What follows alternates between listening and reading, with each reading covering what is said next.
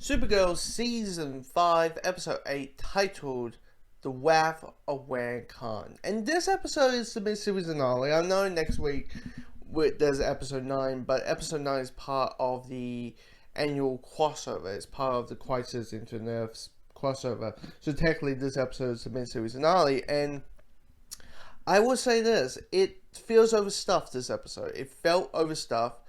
It's understandably so why they wanted Wan Khan to be in this episode, because all the stuff thing with Lena, it doesn't really equal the epic mid-series fight that you kind of thinking of.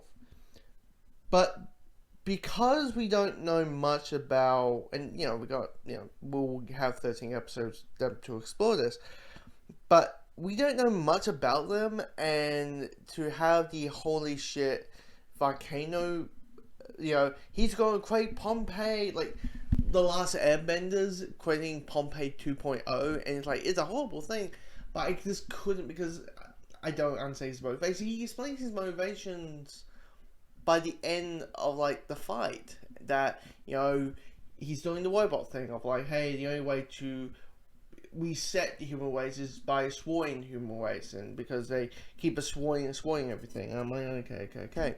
But then you got the Lena stuff, which is quite interesting, because Kara finds out that Lena knew that she was Supergirl since the end of last season. That at Lex Luthor's dying breath, he said the words, "Kara Danvers is Supergirl," and she feels betrayed and all that. And Kara still feels it's the same person. There's a way for, how to say this? As all Kryptonians, or at least Supermans, or Supergirls, or Superwomen or Superboys, they always feel the optimism. They always feel the good in people. They always go for their hearts. And Kara is like, Lena, I know you've done this, but I still believe in you. I still believe in you. Where Alex is like, she's a Luthor, Kara.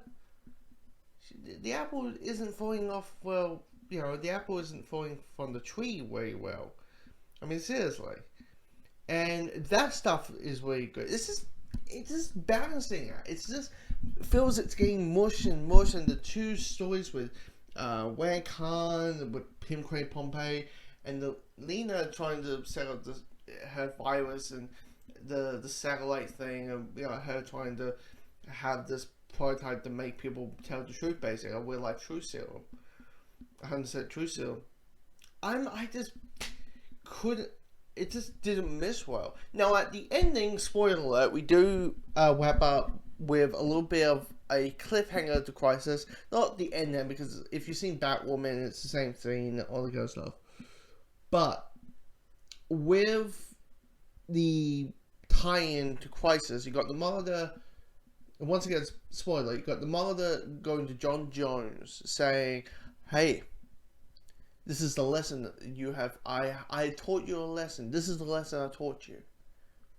And it's time for you and your friends. Because I saw you guys when we were battling Elseworlds, even though the Masked Manhunter only showed up for 2 minutes. But anyway, I saw you in the Elseworlds. And you are going to be perfect to fight this upcoming crisis." And then you see Lex Luthor coming along in that little circle thing that Oliver makes his deal with in Elseworlds, and seeing him alive, and it's John Cryer is brilliant as Lex. He probably is the best live action Lex we have got given. Because he's way off the cardboard page. And then, the mother gives the Book of Destiny to Lex and say, "You are going to dream as a hero. The hero you're always going to be." And I'm thinking, I know the Anti-Monitor is part of this. Is there a possibility that Lex turns into the Anti-Monitor, and his version of a hero is ugly and spiteful and vengeful and all of this kind of stuff? It'll be interesting. It'll be very interesting. Him becoming the Anti-Monitor. But yeah, it'll be quite, like, let's be honest, we're all looking forward to next week and the 14th of January, because they're splitting the 5 parts into 2 weeks. But yeah, it's just can't wait for Crisis. Worlds will live, worlds will die, and the DC universe will never be the same.